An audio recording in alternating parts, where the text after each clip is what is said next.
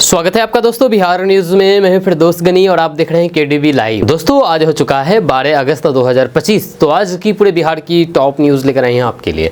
Video शुरू करने से पहले आपसे एक रिक्वेस्ट है कि अगर आप पहली बार इस चैनल पर आए हैं तो चैनल को सब्सक्राइब करके बेल आइकन को प्रेस कर दीजिए और साथ ही साथ वीडियो को लाइक कर दीजिए, अपने दोस्तों के साथ शेयर भी कीजिए। तो चलिए चलते हैं आज की खबरों की ओर। दोस्तों आज बिहार न्यूज़ की शुरुआत सबसे पहले करेंगे कि 125 यूनिट मुफ्त बिजली योजना का असर दिखने लगा है, क्योंकि 4 लाख उपभोक्ताओं को जीरो बिल आया है इस बार। आपको बता दूं कि बिहार में बिजली उपभोक्ताओं के लिए आज 12 अगस्त एक अहम तारीख बनने जा रही है, जब बिहार के मुख्यमंत्री नीतीश कुमार विद्युत उपभोक्ता सहायता योजना के लाभार्थियों से सीधे संवाद करेंगे। इस योजना के तहत सभी घरेलू उपभोक्ताओं को हर महीने 125 यूनिट बिजली मुफ्त दी जा रही है, जिससे लाखों लोगों को आर्थिक राहत मिल रही है। यह मुख्यमंत्री का वीडियो संदेश चिन्हित इलाकों में बड़े LED स्क्रीन और फिर प्रोजेक्टर के जरिए प्रसारित किया जाएगा। नेटवर्क स्क्रीनिंग पॉइंट और फिर प्रसारण की तकनीकी व्यवस्था को अंतिम रूप देने के लिए विशेष टीम तैनात की गई है। अपने संदेश में मुख्यमंत्री योजना के लाभ, पात्रता, आवेदन प्रक्रिया, बिलिंग सिस्टम और फिर इससे होने वाली बचत पर विस्तार से जानकारी देंगे। साथ ही साथ वे उपभोक्ताओं को समय पर बिल चुकाने, बिजली का सही उपयोग करने, चोरी से बचने और फिर ऊर्जा संरक्षण के महत्व पर भी जागरूक करेंगे आज बिहार के मुख्यमंत्री नीतीश कुमार। दोस्तों बिहार में एक एड्रेस पर 3 लाख वोटर का मामला सामने आया है, जब बिहार की राजनीति में चुनाव आयोग और फिर मतदाता सूची को लेकर के नया विवाद उभर गया है। जब कांग्रेस नेता राहुल गांधी के बाद अब राजद के पूर्व उप मुख्यमंत्री तेजस्वी प्रसाद यादव ने भी चुनाव आयोग पर बड़ा हमला बोला है। तेजस्वी यादव ने कहा कि बिहार में मतदाता सूची में 3 लाख से अधिक लोगों के पते पर मकान नंबर 000 दर्ज है, जो कि चुनावी प्रक्रिया की विश्वसनीयता पर गंभीर सवाल खड़े करता है। उन्होंने इसे लोकतंत्र के लिए खतरा बताते हुए सरकार और फिर चुनाव आयोग से इस गड़बड़ी को तुरंत सुधारने की मांग की है। राजनीतिक गलियारों में तेजस्वी यादव का ये बयान एक बड़ा मुद्दा बन गया है, जिससे चुनाव प्रक्रिया की पारदर्शिता और फिर विश्वसनीयता पर सवाल उठ रहे हैं। यह विपक्ष ने इसे लोकतांत्रिक प्रणाली में सेंध लगाना बताया है और फिर चुनाव आयोग से जवाब मांगा है। जी हाँ, तेजस्वी यादव ने तंज कसते हुए कहा कि ये तो मजाक है। आखिर ऐसी कौन सी प्रक्रिया होगी जिसमें लाखों लोगों के पते में मकान नंबर 000 दर्ज हो सकता है? यही सवाल है। उन्होंने आगे कहा कि ये स्थिति चुनावी व्यवस्था और पारदर्शिता के लिए गंभीर चिंता का विषय है। उनके मुताबिक इससे साफ होता है कि मतदाता सूची तैयार करते समय भारी लापरवाही बरती गई है और मतदाताओं की सही जानकारी जुटाने में कोताही हुई है। दोस्तों 4 दिनों में बिहार के 7 लाख वोटर मर गए। जी हाँ, यह कहना मेरा नहीं है, यह कहना है दीपांकर जी का। आपको बता दूं कि बिहार में इस साल होने वाले विधानसभा चुनाव से पहले चुनाव आयोग ने विशेष गहन मतदाता पुनरीक्षण कराया। विपक्ष के नेता SIR पर लगातार सवाल उठा रहे हैं। जब अब भाकपा माले के महासचिव दीपांकर भट्टाचार्य ने कहा कि SIR लोगों के मतदान के अधिकार छीनने की साजिश है। उन्होंने 22 जुलाई तक दिए गए आंकड़े और फिर 26 जुलाई को दिए गए आंकड़ों को बेहद चौंकाने वाला करार दिया है। विधायक आवास में आयोजित प्रेस कॉन्फ्रेंस में दीपांकर भट्टाचार्य ने कहा कि 22 जुलाई को मृतकों की सूची 15 लाख थी, जो 26 जुलाई को बढ़कर के 22 लाख हो गई है। महज 4 दिनों में बिहार के 7 लाख वोटर मर गए। इसी प्रकार दूसरे स्थान पर गए मतदाताओं की संख्या में भी देखी गई है, बढ़ोतरी देखी गई है। वहीं पर दीपांकर भट्टाचार्य ने आगे कहा कि 1 से अधिक स्थानों पर पंजीकृत नामों को पिछले 7,50,000 फिर 7 लाख बताया गया, जब 50,000 बचा लिया गया। उन्होंने कहा कि एक मतदाताओं की जानकारी आयोग को देनी होगी। वहीं पर दीपांकर भट्टाचार्य ने चुनाव आयोग द्वारा सुप्रीम कोर्ट में दाखिल जवाब को बेहद सामान्य जवाब बताया है। उन्होंने कहा कि 17 अगस्त से महागठबंधन के नेता एकजुट होकर के मतदाताओं के अधिकार को बचाने के लिए यात्रा करेंगे। दोस्तों इंडिया ब्लॉक के सांसदों ने बिहार में मतदाता सूची के विशेष गहन पुनरीक्षण और 2024 के लोकसभा चुनाव में और चोरी के आरोपों के खिलाफ संसद से चुनाव आयोग के कार्यालय तक मार्च निकालने का प्रयास किया। हालांकि पुलिस ने उन्हें रोक लिया। इस दौरान राहुल गांधी, प्रियंका गांधी, संजय राउत और फिर सागरिका घोष सहित कई सांसदों को हिरासत में लिया गया। जब वहीं पर राहुल गांधी ने कहा कि वे अपनी बात नहीं रख पा रहे हैं और ये लड़ाई संविधान की रक्षा के लिए है। उन्होंने स्पष्ट किया है कि वे एक साफ सुथरी मतदाता सूची की मांग कर रहे हैं। वहीं पर कांग्रेस सांसद प्रियंका गांधी वाड्रा ने सरकार को कायर बताया, जबकि शशि थरूर ने चुनाव आयोग की विश्वसनीयता पर सवाल उठाने का जिक्र किया है। वहीं पर कांग्रेस सांसद जयराम रमेश ने कहा कि उन्होंने चुनाव आयोग को एक पत्र लिखा था, जिसमें सभी विपक्षी सांसदों के शांतिपूर्ण मार्च की योजना का जिक्र था। उन्होंने बताया है कि चुनाव आयोग ने उन्हें कोई जवाब नहीं दिया और फिर केवल 30 सांसदों को अनुमति देने की बात कही है। दोस्तों, बिहार में औद्योगिक विकास को नई दिशा देने के लिए बिहार सरकार ने 7 जिलों में बड़े पैमाने पर जमीन अधिग्रहण की प्रक्रिया शुरू कर दी है। इस योजना पर हजारों करोड़ रुपए का निवेश होगा, जिससे बिहार में निवेश के नए अवसर, बड़े पैमाने पर रोजगार और आर्थिक मजबूती की नई राह तैयार होगी। यह अधिग्रहण भूमि पर औद्योगिक क्षेत्र का विस्तार और नए इंडस्ट्रियल कॉरिडोर का निर्माण किया जाएगा। आपको बता दूं कि बिहार सरकार बिहार में औद्योगिक क्रांति लाने की रूपरेखा तैयार कर रही है।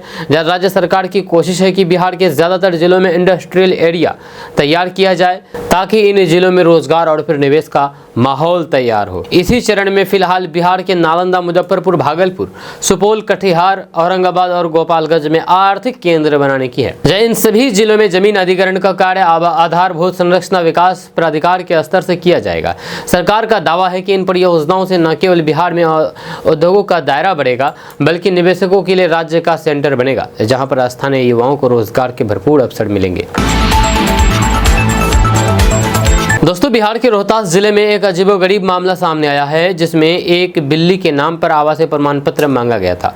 इस अनोखे आवेदन में आवेदक का नाम कैट कुमार लिखा गया है, जबकि पिता का नाम कैटी बॉस और मां का नाम कैटरिया देवी दिखाया गया है।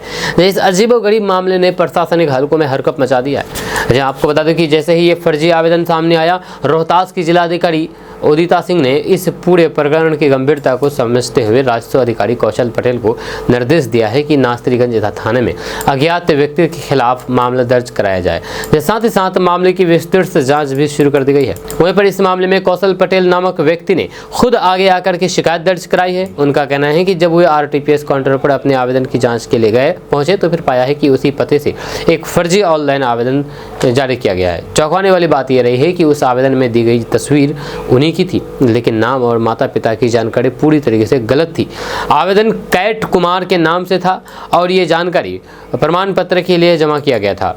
यह शिकायतकर्ता का मानना है कि किसी ने उनकी तस्वीर का दुरुपयोग करके झूठी जानकारी के साथ यह आवेदन जानबूझ करके किया है। उनका आरोप है कि इसका उद्देश्य सरकारी योजनाओं का अनुचित लाभ उठाना और ऑनलाइन प्रतियोगी परीक्षा में फर्जीवाड़े करना हो सकता है। उन्होंने पुलिस से अनुरोध किया है कि इस प्रकरण की साइबर अपराध और फिर अन्य संबंधित धाराओं के अंतर्गत निष्पक्ष जांच की जाए। दोस्तों, बिहार में गुड़ उद्योग को एक नया जीवन मिलने जा रही है। सरकार अनुदान और तकनीकी सहयोग दे रही है। आपको बता दूं कि बिहार सरकार पारंपरिक उद्योगों को सशक्त बनाने की दिशा में लगातार प्रयास कर रही है। इसी कड़ी में गन्ना उद्योग विभाग की ओर से चलाया जा रहा बिहार राज्य गुड़ उद्योग प्रोत्साहन कार्यक्रम के तहत नए निवेशकों से ऑनलाइन आवेदन आमंत्रित किए जा रहे हैं। इसकी अंतिम तिथि 25 अगस्त तय की गई है। ये योजना बिहार में गुड़ उत्पादन इकाई की स्थापना और आधुनिकीकरण को बढ़ावा देने के उद्देश्य से शुरू की गई है। यह गन्ना किसानों निवेशकों द्वारा गुड़ इकाई की स्थापना पर राज्य सरकार द्वारा 5 से 20 टन, 21 से 40 टन, 41 से 60 टन तथा 60 टन से अधिक प्रतिदिन पेराई क्षमता वाली इकाइयों को इनकी पूंजी लागत का 50% तक अनुदान का प्रावधान है। जब सरकार की इस योजना के अंतर्गत चयनित निवेशकों को वित्तीय अनुदान एवं तकनीकी सहायता प्रदान की जाएगी। इससे ग्रामीण स्तर पर स्वरोजगार और फिर आर्थिक सशक्तिकरण को भी बढ़ावा मिलेगा। इस योजना के अंतर्गत सरकार की ओर से अनुदान और फिर तकनीकी सहयोग, स्थानीय गुड़ उत्पादकों को बढ़ावा, छोटे उद्योगों को प्रोत्साहन, साथ ही साथ आत्मनिर्भर बिहार के निर्माण में भागीदारी का अवसर प्रदान करने का भी प्रावधान है। दोस्तों, बिहार के एक रेलवे स्टेशन पर महिला यात्री ने बच्चे को जन्म दिया। यह ट्रेन में ही इसकी प्रसव पीड़ा शुरू हुई थी और स्टेशन पर बच्चे को जन्म दिया गया। हम आपको इस खबर के बारे में बताएंगे। दरअसल आपको बता दूं कि आनंद विहार से पुरी जाने वाली साप्ताहिक एक्सप्रेस ट्रेन में एक महिला यात्री को अचानक प्रसव पीड़ा होने लगी, जिसके बाद सासाराम रेलवे स्टेशन पर महिला ने एक स्वस्थ बच्चे को जन्म दिया। इस दौरान रेल प्रशासन, आरपीएफ और फिर स्वास्थ्य कर्मियों की त्वरित कार्रवाई ने एक बड़ी राहत प्रदान की है। वहीं पर घटना कोच संख्या S6 की है, जहाँ पर नीलू कुमारी, जो कि कानपुर से गया के लिए यात्रा कर रही थी, उनको अचानक तेज प्रसव पीड़ा हुई। यात्री द्वारा सूचना दिए जाने के बाद रेल प्रशासन और फिर आरपीएफ हरकत में आ गए। सासाराम स्टेशन पर ट्रेन के पहुंचने से पहले ही एम्बुलेंस और फिर स्वास्थ्य कर्मियों की व्यवस्था कर दी गई थी। जैसे ही ट्रेन सासाराम स्टेशन पर रुकी, महिला को ट्रेन से नीचे उतारा गया, लेकिन प्रसव शुरू हो चुका था। इसी दौरान रेलवे की महिला सफाई कर्मी और फिर अन्य महिला स्टाफ ने मोर्चा संभाला और आरपीएफ इंस्पेक्टर संजीव कुमार ने स्थानीय स्वास्थ्य कर्मियों को बुला लिया और अंत में स्टेशन पर ही महिला का सुरक्षित प्रसव हुआ और फिर एक स्वस्थ बेटे का जन्म हुआ। बाद में नीलू कुमारी को सासाराम सदर अस्पताल में भर्ती किया गया है। दोस्तों, बिहार के दरभंगा में कर्तव्य में लापरवाही बरतने के आरोप में एक मतदान केंद्र पदाधिकारी को आज निलंबित किया गया है। जब बहादुरपुर प्रखंड के प्रखंड विकास पदाधिकारी ने बताया है कि जिला निर्वाचन पदाधिकारी सह जिलाधिकारी कौशल कुमार ने बहादुरपुर विधानसभा क्षेत्र के मतदान केंद्र संख्या 173 पर कार्यरत BLO सुशील कुमार पासवान को विशेष गहन पुनरीक्षण कार्य में लापरवाही और फिर अपने पद के दायित्व का निर्वहन करने में असंवेदनशीलता बरतने, सरकारी कार्य में व्यवधान डालने और वरीय पदाधिकारी के आदेश की अवहेलना के आरोप में निलंबित कर दिया गया है। जब वीडियो ने बताया है कि मध्य विद्यालय चतकिया के प्रखंड शिक्षक सुशील कुमार पासवान मतदान केंद्र संख्या 173 पर BLO के रूप में तैनात थे। दोस्तों, आजकल बढ़ती महंगाई के बीच बिजली बिल और बिजली कटौती की समस्या से निजात पाने के लिए लोग सोलर पैनल्स को एक अच्छा विकल्प मान रहे हैं। सोलर पैनल बिजली बिल को कम करने का एक शानदार तरीका है, लेकिन सवाल यह है कि अगर घर में 3 किलोवाट का सोलर सिस्टम लगवाते हैं तो क्या इससे घरों में AC चला सकते हैं क्या? तो सबसे पहले समझते हैं कि आखिर ये सोलर पैनल होता क्या है। तो सोलर पैनल एक ऐसा डिवाइस है जो सूरज की रोशनी को बिजली में बदलता है। जब मतलब यह है कि सूरज से निकलने वाली किरणों को इकट्ठा करके बिजली में बदल देता है। ये सौर ऊर्जा का इस्तेमाल करके आपके घर के उपकरण जैसे कि पंखे, लाइट, टीवी और यहाँ तक कि एयर कंडीशनर तक चला सकते हैं। ये पर्यावरण के लिए पूरी तरीके से सुरक्षित है, क्योंकि ये ना तो धुआं छोड़ता है और ना ही कोई हानिकारक गैस। जी हाँ, भारत में औसतन 5 से 6 घंटे की अच्छी धूप मिलती है। इस आधार पर 3 किलोवाट का सोलर सिस्टम प्रतिदिन 12 से 15 यूनिट बिजली पैदा कर सकता है। ये बिजली आपके घर के कई उपकरणों को चलाने के लिए पर्याप्त हो सकती है, लेकिन AC जैसी भारी उपकरणों को चलाने के लिए कुछ बातें समझना जरूरी है। एक सामान्य 1.5 टन का AC प्रति घंटे लगभग 1.5 से 2 किलोवाट बिजली खर्च करता है। यानी यदि आप इसे दिन में 8 घंटे चलाते हैं तो ये 12 से 16 यूनिट बिजली की खपत करेगा। वहीं पर 1 टन का AC प्रति घंटे 1 से 1.5 किलोवाट बिजली लेता है, यानी कि 8 घंटे में 8 से 10 यूनिट। 3 किलोवाट सोलर सिस्टम से उत्पाद बिजली 1 टन का AC चलाने के लिए पर्याप्त हो सकती है, लेकिन 1.5 टन का AC चलाने के लिए ये सीमित पड़ सकता है। खास करके अगर अन्य उपकरण भी चला रहे हों तब AC चलाना थोड़ी मुश्किल हो सकता है। दोस्तों, बिहार के जिलों में लगातार जोरदार बारिश का दौर जारी है। इस बीच पटना मौसम विभाग की तरफ से आज 12 अगस्त को पूरे बिहार में अलर्ट जारी किया गया है। आधे बिहार में ऑरेंज अलर्ट तो फिर वहीं पर आधे बिहार में येलो अलर्ट जारी किया है आज के लिए। इस दौरान कई जिलों में भारी बारिश की चेतावनी भी जारी की गई है। मौसम विभाग के मुताबिक पूर्वी चंपारण, पश्चिमी चंपारण, शिवहर, सीतामढ़ी, मधुबनी, मधेपुरा, कटिहार और सहरसा जिले में भारी बारिश होगी। इसके साथ ही सुपौल, अररिया, किशनगंज और पूर्णिया में भयंकर बारिश का अलर्ट मौसम विभाग की तरफ से जारी किया गया है। इसके साथ ही कई जिलों में बादल गरजने और ठनका गिरने की भी चेतावनी जारी की गई है। इसके अलावा 30 से 40 किलोमीटर प्रति घंटे की रफ्तार से हवा चलने की भी चेतावनी जारी की गई है। ऐसे में लोगों से सतर्क रहने की अपील मौसम विभाग की ओर से की गई है। खास करके किसानों को खुले में नहीं रहने की सलाह दी गई है। जब मौसम विभाग के माने तो बिहार में मानसून लगातार एक्टिव है, जिसकी वजह से बिहार में अगले 3 से 4 दिन बारिश की संभावना बनी हुई है। राज्य के यानी कि बिहार के पूर्वी और फिर उत्तर मध्य में बारिश की संभावना है।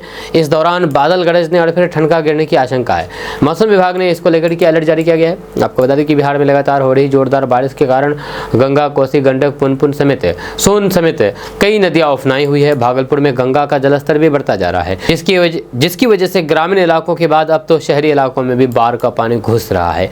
हालांकि जिला प्रशासन अलर्ट मोड पर है। दोस्तों, बिहार में जमीन बंटवारे के कागजात को लेकर के बड़ा अपडेट सामने आया है। दरअसल बात यह है कि बिहार सरकार ने बिहार में जमीन संबंधित रिकॉर्ड को सटीक और अद्यतन करने के लिए एक विशेष राजस्व महाअभियान की शुरुआत की है। यह अभियान बिहार के राजस्व एवं भूमि सुधार विभाग के तहत शुरू किया गया है, जिसका मुख्य उद्देश्य आम जनता की जमीन से जुड़ी हुई गलतियों को उनके दरवाजे पर जाकर के सुधारना है। अब सवाल है कि इस अभियान में क्या क्या होगा। तो आपको बता दें कि जमाबंदी, गलती सुधार, इसमें रैयत के नाम, खाता नंबर, खेसरा नंबर, रकबा और फिर लगान संबंधित गड़बड़ियों को ठीक किया जाएगा। वहीं पर दूसरे नंबर पर है उत्तराधिकार नामांतरण, या किसी रैयत की मृत्यु के बाद उसकी जमीन उत्तराधिकारियों के नाम वंशावली के आधार पर दर्ज की जाएगी।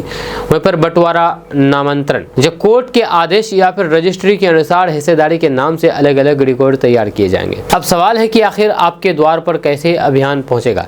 तो आपको बता दूं कि राजस्व विभाग की टीम 16 अगस्त से 20 सितंबर के बीच गांव-गांव जाकर के घर घर जमाबंदी की प्रति और फिर आवेदन पत्र वितरित करेगी।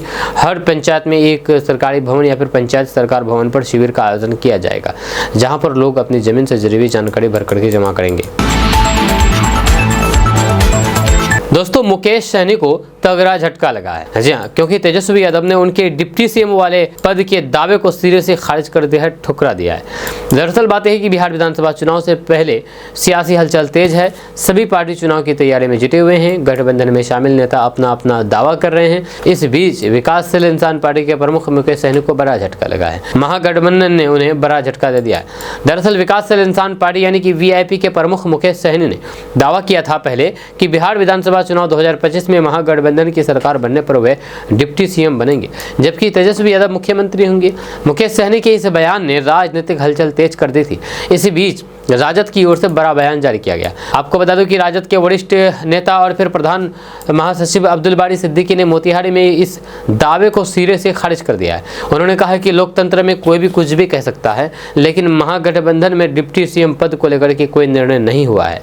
आपको बता दूं कि मुकेश सहनी न केवल डिप्टी सीएम पद की दावेदारी कर रहे हैं, बल्कि अपनी पार्टी के लिए 60 सीटों की भी मांग कर रहे हैं। जानकारों का मानना है कि ये उनकी प्रेशर पॉलिटिक्स का हिस्सा है, जिससे वे चुनाव में अधिक की सीटें हासिल करना चाहते हैं। आपको बता दूं कि 2020 के विधानसभा चुनाव में वीआईपी ने एनडीए के साथ रहते हुए 4 सीटें जीती थी, लेकिन तब महागठबंधन में शामिल होकर के मुकेश सहनी अपने प्रभाव को बढ़ाना चाहते हैं।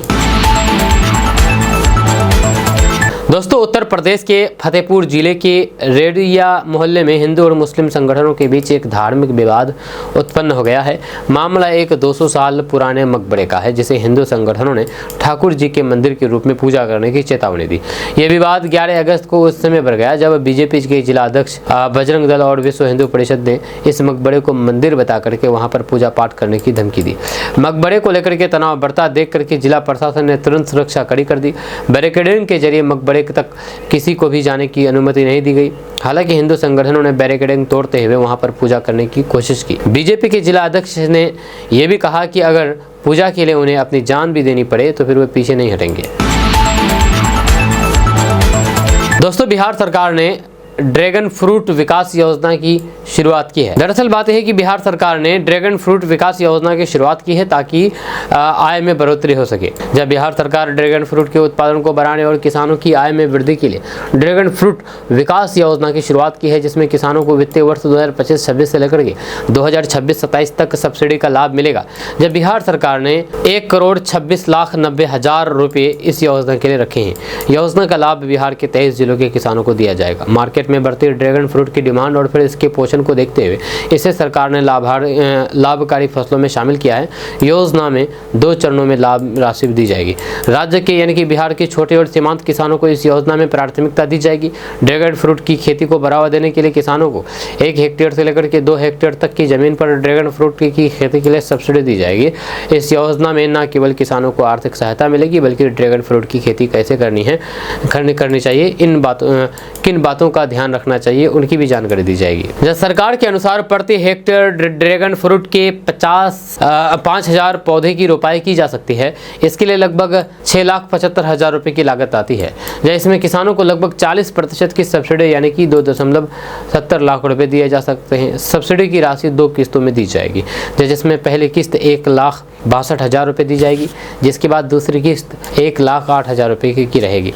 इस योजना में बजट सीमित है, इसलिए किसानों को चयन और फिर लॉटरी के आधार पर किया जाएगा ताकि पारदर्शिता बनी रहे। इसके अलावा ये सुनिश्चित भी किया जाएगा कि योजना का लाभ केवल जरूरतमंद और फिर योग्य किसानों को ही उठाया जाए। दोस्तों बिहार विधानसभा चुनाव की हलचल तेज है, जहां सभी दल अपने वोट बैंक को मजबूत करने में लगे हुए हैं। इस बीच आरजेडी विधायक एक बार फिर से अपने बयानों के चलते सुर्खियों में आ गए हैं। विधायक ने कहा कि महागठबंधन की सरकार बनने पर अफसरशाही को पैरों तले कुचला जाएगा।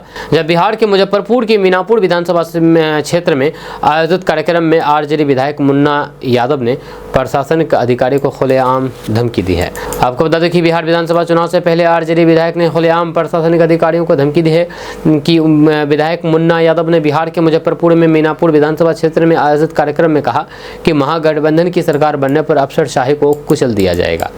मीनापुर के विधायक मुन्ना यादव कुशवाहा सम्मान समारोह में सभा को संबोधित कर रहे थे, जहाँ उस समय उन्होंने कहा कि जिस तरह से बिहार को एक ओर अपराधी लूट रहा है तो दूसरी ओर प्रशासन बिहार को लूट रहा है। इन लोगों को सत्ता का कोई भी भय नहीं है। प्रशासनिक अधिकारी किसी जनप्रतिनिधि की कुछ भी बात नहीं सुन रहा है। बिहार में जो दलाली प्रथा चली आ रही है उसे खत्म कर दिया जाएगा। उन्होंने आगे कहा कि चुनाव आते जाते रहेंगे, लेकिन मीनापुर में आपसी भाईचारा कायम रहेगा। मैं 10 वर्षों से सभी धर्म जाति की लड़ाई सड़क से सदन तक लड़ता रहा हूँ। मीनापुर में कोई भी शांति भंग करने का दुस्साहस किया तो फिर वो बख्शे नहीं जाएंगे। आज बिहार को अपराधी और फिर अधिकारी दोनों चला रहे हैं। राजद की सरकार बनी तो फिर इस पर लगाम लगेगी। उन्होंने कहा कि हम लोगों से ज्यादा सम्मान दलालों को हो गया है। दोस्तों, बिहार में गंगा नदी की विनाशकारी बाढ़ ने भोजपुर जिले के शाहपुर और फिर बरहड़ा प्रखंड के दियारा इलाके में भारी तबाही मचाई है। यह शाहपुर का दामोदरपुर तटबंध और फिर जवेनिया गांव पूरी तरीके से जलमग्न हो गया है। यहाँ पर दर्जनों घर गंगा में विलीन हो गए हैं और सैकड़ों परिवार तटबंध पर तंबू और फिर तिरपाल के नीचे रहने को मजबूर हैं। जब पिछले साल जवेनिया गांव में के 59 घर कटाव में बह गए थे, इस साल स्थिति और भी गंभीर है। वार्ड 4 और 5 के लगभग 150 घर, मंदिर, पेड़ और पानी की टंकियां गंगा नदी में समा गई है। अब इन वार्डों में सिर्फ 1-2 घर ही बचे हैं। प्रशासन ने लगभग 5 किलोमीटर लंबे तटबंध पर तंबू, पंडाल और तिरपाल लगा करके प्रभावितों के लिए शिविर लगाए हैं। वहीं पर बरहड़ा की ख्वासपुर पंचायत के 16 गांव के लगभग 1 लाख लोग हर साल 6 महीने बाढ़ की स्थिति में रहते हैं। इन लोगों के लिए जिला मुख्यालय आरा या फिर प्रखंड मुख्यालय बरहड़ा पहुंचने का एकमात्र साधन नाव ही है। जब गंगा पार इस पंचायत की कुल आबादी लगभग 1.5 लाख है, जो हर साल इसी तरीके की पीड़ा झेलती है। प्रशासन ने बाढ़ प्रभावित लोगों के आवागमन के लिए निःशुल्क यानी कि फ्री में नाव सेवा की व्यवस्था की है। एसडीआरएफ की टीम राहत और फिर बचाव कार्य में लगी हुई है। इसके अलावा शिविरों में चिकित्सा दल भी तैनात किए गए ताकि लोगों को आवश्यक प्राथमिक उपचार मिल सके। दोस्तों, बिहार के नवादा जिले के रजौली में जनसुराज पार्टी के संस्थापक प्रशांत किशोर ने मुख्यमंत्री नीतीश कुमार, लालू प्रसाद यादव और एनडीए सरकार पर तीखा हमला बोला है। बिहार बदलाव यात्रा के तहत आयोजित जनसभा में उन्होंने जनता से अपील की है कि इस बार वोट नेताओं के नाम पर नहीं बल्कि अपने बच्चों के भविष्य के लिए दें।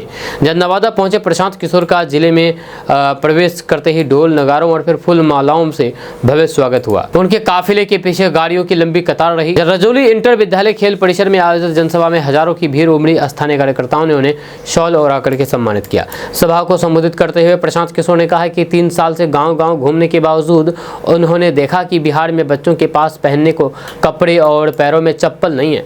उन्होंने आरोप लगाया है कि डबल इंजन सरकार को जनता के बच्चों की कोई भी चिंता नहीं है, इसलिए अब लोगों को जागरूक होना होगा। जब प्रशांत किशोर ने कहा कि लालू प्रसाद यादव का बेटा 9वीं पास नहीं है, फिर भी वे उसे नेता बनाना चाहते हैं, जबकि पढ़े लिखे युवाओं को नौकरी नहीं मिल रही है। उन्होंने जनता से कहा कि इस बार वोट लालू, नीतीश या मोदी के नाम पर नहीं, अपने बच्चों के भविष्य के लिए दीजिए। सभा के अंत में प्रशांत किशोर ने पूछा कि क्या जनता नीतीश कुमार को फिर से मुख्यमंत्री बनाना चाहती है या बाय बाय चाहती है। भीड़ ने हाथ उठा करके नीतीश कुमार को बाय बाय कहने का समर्थन किया। उन्होंने कहा कि अगर प्रधानमंत्री नरेंद्र मोदी भी नीतीश कुमार के लिए वोट मांगेंगे तो भी उन्हें वोट मत दीजिए। दोस्तों, बिहार में एसआईआर का मुद्दा नेक्स्ट लेवल पर पहुंच गया है। अब आपको बता दूं कि डिप्टी सीएम विजय सिन्हा भी बिहार विधानसभा में विपक्ष के नेता तेजस्वी यादव की तरह डबल वोटर आईडी वाले हैं। दरअसल लखीसराय और फिर पटना के बांकीपुर विधानसभा दोनों जगह की वोटर लिस्ट में विजय सिन्हा के नाम से एपिक नंबर दर्ज है। एसआईआर को चुनावी मुद्दा बना रहे तेजस्वी यादव को बीजेपी पर हमला बोलने का एक मौका मिल गया। तेजस्वी यादव का कहना है कि या तो विजय सिन्हा ने 2 जगह जाकर के साइन किया होगा या चुनाव आयोग ने फर्जीवाड़ा किया है या बिहार के डिप्टी सीएम फर्जी हैं। यह चुनाव आयोग को निशाने पर लेते हुए तेजस्वी यादव कहते हैं कि चुनाव आयोग से हम लोग निष्पक्षता और ट्रांसपेरेंसी की बात कर रहे हैं। तेजस्वी यादव के ऊपर मीडिया ट्रायल हुआ। दिल्ली में बैठ करके लोग मुझे जेल भेज रहे थे। यह तेजस्वी यादव के मुताबिक 7 अगस्त की शाम उनको चुनाव आयोग की ओर से नोटिस मिला और अगले ही दिन तेजस्वी यादव ने अपना जवाब भी दे दिया। तेजस्वी यादव का कहना है कि उनको स्पीड पोस्ट से नोटिस मिला और वे भी स्पीड पोस्ट से ही जवाब भेज दिए। लगे हाथ तेजस्वी यादव ने यह भी पूछा था कि क्या पटना जिला प्रशासन और लखीसराय जिला प्रशासन डिप्टी सीएम विजय सिन्हा को नोटिस भेजेगा या वैसे चुनाव आयोग ने विजय सिन्हा को भी नोटिस भेजा है और फिर 14 अगस्त 2025 को शाम 5 बजे तक जवाब भी मांगा है ताकि आगे की कार्रवाई की जा सके। नोटिस में लिखा है कि विशेष गहन पुनरीक्षण 2025 के दौरान प्रकाशित प्रारूप निर्वाचक सूची में आपका नाम 2 जगह पाया गया है। पहले भी आपका नाम 2 जगह अंकित था। डिप्टी सीएम विजय सिन्हा ने प्रेस कॉन्फ्रेंस करके सफाई दी है कि उनकी ओर से कोई फर्जीवाड़ा नहीं हुआ है। ये महज एक प्रशासनिक गलती है जिसे सुधारने की कोशिश हो रही है। तेजस्वी यादव ने विजय सिन्हा पर एक लंबी पोस्ट लिखी है जिसकी शुरुआत की है मोदी जी के कसम खास बिहार के 2 उप मुख्यमंत्री श्री विजय सिन्हा। आगे लिखा कि ये 2 अलग अलग जिलों की 2 अलग अलग विधानसभा क्षेत्र के 2 अलग अलग जगह के मतदाता हैं। लखीसराय जिले के लखीसराय विधानसभा क्षेत्र से और पटना जिले के बांकीपुर विधानसभा निर्वाचन क्षेत्र से। और अपनी पोस्ट में तेजस्वी यादव ने कुछ सवाल उठाते हुए आरोप भी लगाए हैं। दोस्तों, बिहार की धरती पर बेटियों के सपनों को पंख देने और उन्हें शिक्षा की ऊंचाई तक पहुंचाने के मकसद से बिहार सरकार ने एक बार फिर से ऐतिहासिक पहल की है। मुख्यमंत्री कन्या उत्थान योजना के तहत मुख्यमंत्री बालिका इंटरमीडिएट प्रोत्साहन योजना में इस बार इंटरमीडिएट वार्षिक परीक्षा 2025 में पास सभी अविवाहित छात्रों को एक मुश्त 25,000 रुपए की प्रोत्साहन राशि प्रदान की जाएगी। ये धन राशि सीधे लाभुक छात्रों के बैंक खाते में डीबीटी के माध्यम से पहुंचेगी। जल शिक्षा विभाग के अनुसार इस योजना के लिए राष्ट्रीय सूचना केंद्र यानी कि NIC द्वारा एक विशेष ऑनलाइन पोर्टल तैयार किया गया है जिसमें बिहार विद्यालय परीक्षा समिति से उत्तीर्ण यानी कि पास छात्रों का जिलावार और फिर संस्थानवार विवरण पहले से अपलोड हैं। छात्रों को केवल पोर्टल में लॉगिन करके अपनी जानकारी सत्यापित करनी होगी। लॉगिन की प्रक्रिया भी आसान है। इस योजना का उद्देश्य केवल आर्थिक सहयोग देना नहीं बल्कि बेटियों को आत्मनिर्भर, साहसी और फिर शिक्षा के प्रति समर्पित बनाना है।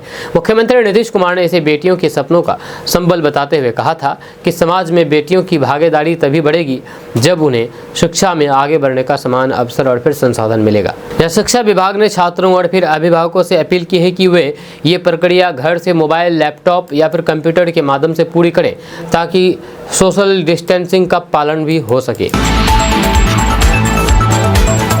दोस्तों, पटना के बेरिया बस स्टैंड, गांधी मैदान बस स्टैंड के साथ साथ सभी जिलों में स्थापित बस स्टैंड से चलने वाली प्राइवेट बस मालिक आगामी 25 अगस्त से अनिश्चितकालीन चक्का जाम का ऐलान कर दिया है। जब बस मालिकों की तरफ से परिवहन विभाग पर मनमाने रवैया का आरोप लगाया है, इसी वजह से समस्या उत्पन्न हो रही है। जब बिहार मोटर ट्रांसपोर्ट फेडरेशन बसों के परमिट नवीनीकरण सहित 5 सूत्रीय मांगों को लेकर के ये हड़ताल करेगा। इसको लेकर के रविवार को बिहार मोटर ट्रांसपोर्ट फेडरेशन की बैठक हुई थी। इस बैठक में पूरे बिहार से प्राइवेट बसों के संचालन प्रतिनिधि के अलावा सभी सेक्टर के चालक प्रतिनिधि भी शामिल थे। जब बैठक में मुख्य रूप से परिवहन विभाग के मनमाने रवैये के कारण उत्पन्न समस्याओं पर विचार विमर्श किया गया। उसके बाद ही 25 अगस्त से अनिश्चितकालीन हड़ताल का निर्णय लिया गया। वहीं पर बिहार मोटर ट्रांसपोर्ट फेडरेशन के अध्यक्ष उदय शंकर प्रसाद सिंह ने कहा कि हड़ताल पर जाने से पहले हम लोगों ने मुख्यमंत्री समेत सभी संबंधित पदाधिकारियों को ज्ञापन के माध्यम से अपनी मांगों से अवगत कराने का निर्णय लिया है। इसके लिए 4 सदस्यीय कमेटी गठित की गई है, जहां ये कमेटी कल मुख्यमंत्री समेत सभी पदाधिकारी को ज्ञापन सौंपेगा। जिसके बाद भी अगर मांगे नहीं मानी जाती है तो फिर 25 अगस्त से पूरे बिहार में अनिश्चितकालीन चक्का जाम किया जाएगा। इसकी पूरी जवाबदेही राज्य सरकार की होगी। दोस्तों, कल पटना सहित 10 जिलों में झमाझम बारिश हुई। उधर बिहार के 8 जिलों में आज भारी बारिश की चेतावनी जारी की है। बचे हुए जिलों में भी बारिश के आसार हैं। इस दौरान उत्तर बिहार में ज्यादा जगहों पर बारिश होगी। मौसम विभाग ने वैशाली, दरभंगा, मधुबनी, सुपौल, अररिया, किशनगंज, पूर्णिया और कटिहार जिले के 1 या फिर 2 स्थानों पर भारी बारिश को लेकर के येलो अलर्ट जारी किया है। वहीं पर पूर्वी बिहार के उत्तर मध्य भाग के जिलों में 1-2 स्थानों पर ठनका गिरने और फिर बिजली गिरने के साथ साथ 30 से 40 किलोमीटर प्रति घंटे की रफ्तार से हवा चलने की संभावना है। दोस्तों, पटना में जेडीयू ऑफिस के बाहर भारी संख्या में प्रदर्शनकारी लोग पहुंचे। जब प्रदर्शनकारी अपनी मांगों को लेकर के जम करके हंगामा कर रहे हैं। प्रदर्शनकारी जेडीयू कार्यालय के गेट को तोड़ने की भी कोशिश कर रहे हैं। मौके पर भारी संख्या में पुलिस बल तैनात है। प्रदर्शनकारी जम करके हंगामा कर रहे हैं। प्रदर्शनकारी का कहना है कि अगर उनकी मांग पूरी नहीं हुई तो फिर वे गलत कदम उठाएंगे। जानकारी के अनुसार भारी संख्या में पंचायत वार्ड सदस्य जेडीयू ऑफिस के बाहर पहुंचे और जम करके हंगामा किए। प्रदर्शनकारी जेडीयू ऑफिस के गेट को तोड़ करके अंदर घुसने की कोशिश की। पुलिस मौके पर पहुंच गई और पुलिस प्रदर्शनकारियों को वहां से हटाने का प्रयास किया, लेकिन प्रदर्शनकारी अपनी मांगों पर अटे हुए थे। बताया जा रहा है कि काफ़ी संख्या में मौके पर भारी संख्या में वार्ड सदस्य मौजूद थे जो मानदेय बढ़ाने की मांग कर रहे थे। साथ ही प्रदर्शनकारियों की मांग है कि परिचारी की रिक्ति में वृद्धि की जाए। प्रदर्शनकारियों का कहना है कि हम लोग पूरे बिहार में 12,000 अभ्यर्थी हैं, अभ्यर्थी परिचारी विशिष्ट के 2012 से हम लोग संघर्ष कर रहे हैं। दोस्तों, बिहार के कस्बों और गांवों में एक खतरा मंडरा रहा है। यह खतरा सीधे सीधे बच्चों और गर्भवती महिलाओं के जीवन पर असर डाल रहा है। एक हालिया रिसर्च में पता चला है कि बिहार में लगभग 90% बच्चों और फिर 80% गर्भवती महिलाओं के खून में लेड का स्तर खतरनाक स्तर से अधिक है। ये स्तर विश्व स्वास्थ्य संगठन यानी कि WHO द्वारा तय की गई सुरक्षा सीमा से बहुत ऊपर है। आपको बता दूं कि अशोक कुमार घोष के नेतृत्व में एक टीम ने ये रिसर्च किया है।